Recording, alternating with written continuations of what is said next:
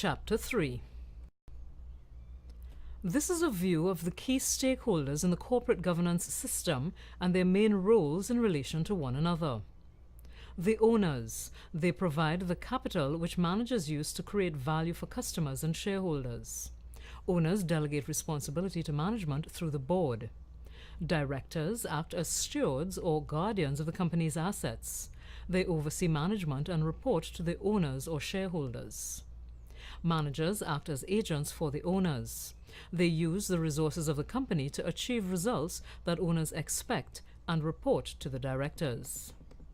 The distinction between these roles is particularly important when a company's owners, for example the share owners, are different from its managers. We are now going to look at the matters that are typically reserved for each one of them. ECODA Principle 2. A schedule of matters reserved for shareholders, possibly at a shareholders' meeting, would typically include the following: approval of the annual accounts, deciding on the dividend, approval of changes to the Articles of Association or bylaws and/or changes to capital structure, appointment, remuneration and dismissal of directors. ECODA Principle 2. Schedule of matters potentially reserved for the board or directors. Definition of corporate goals, strategy and structure. Responding to shareholders and third parties. Supervising and controlling company progress. Supervising the chief executive or managing director. Approval of corporate plans. Approval of operating and capital budgets. Approval of major corporate actions, for example, acquisitions, disposals, commencing or terminating of business activities. Approval of financial statements. Approval of borrowings or credit guarantees, possibly above a certain amount. Policy on external communications, for example, with regulators, shareholders, or the media. Definition of authorities delegated to management. Nomination and dismissal of the managing director, CEO, and on his or her remuneration, possibly also of other top management in consultation with the CEO. ECODA Principle 2. Schedule of matters potentially reserved for managers. Preparing strategic proposals, corporate plans, and budgets. Executing the strategy agreed upon by the board of directors. Executing actions in relation to board decisions on investments, mergers and acquisitions, etc. Opening bank accounts and authorizing financial payments.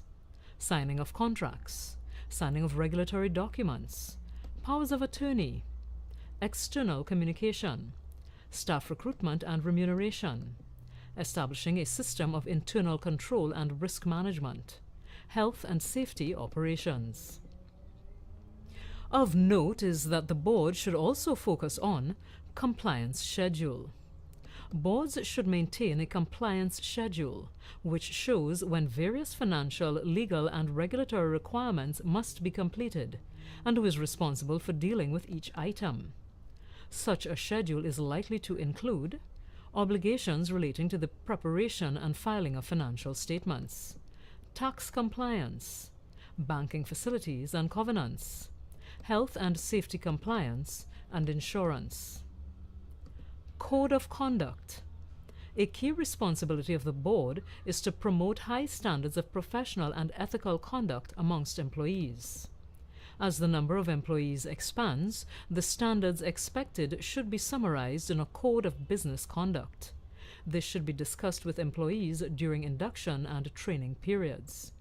It also acts as a benchmark for evaluation during disciplinary proceedings. The internal code should state the company's expectations with respect to compliance with laws and regulations, standards of customer service, conflicts of interest, gifts or preferential treatment in respect of suppliers, customers, etc., the need for integrity and ethical business practice, company obligations to the general well-being of the community, support of the employee, personal development. Role of directors and management, ends versus means. The Board of Directors directs what targets, subject to be identified conditions, are to be achieved. Ends.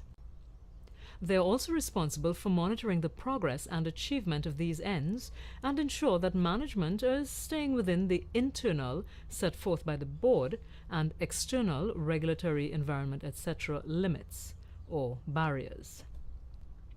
Management. Senior executives decide on the mechanism, tactics, or means by which targets are achieved, shown by the green arrows. Chapter 4. In order for boards to effectively take up their roles and fulfill their responsibilities as directors, a structured framework for the implementation of critical corporate governance principles is required. It is therefore important that the appropriate policies are in place to ensure that systems of governance are effectively implemented, monitored, and periodically reviewed. Thus, the board should develop a board charter, which forms the foundation for a robust culture of stewardship. The board charter contains guidelines to align the board's key structures and processes so as to achieve good corporate governance.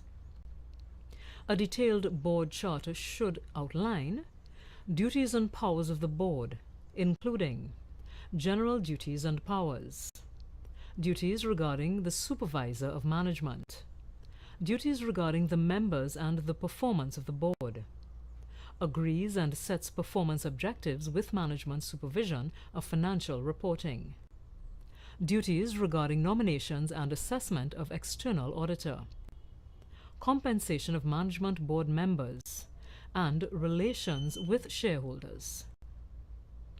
Decision-making within the board.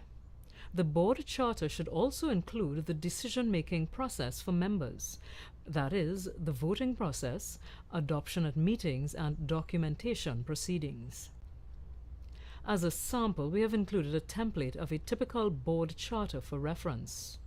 Board charters typically include purpose, board profile, size, expertise, and independence, appointment, term of office, resignation, executive, non-executive chairman and deputy chairman, company secretary, committees, duties and powers, duties regarding the supervision of management, duties regarding the members and the performance of the board, duties regarding nomination and assessment of external auditor, compensation of executive and board members, relations with stakeholders, board meetings, decision-making, frequency, notice, agenda and venue of meetings, attendance of and admittance to meetings, chairman of the meeting, reports, decision-making within the board.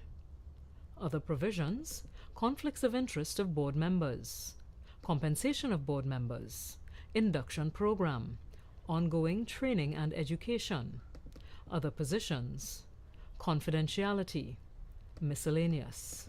Appendix 1. Meaning of connected party and connected party group as defined in Insurance Bill 2011 Section 4. And finally, Appendix 2. Policy regarding independent external auditor.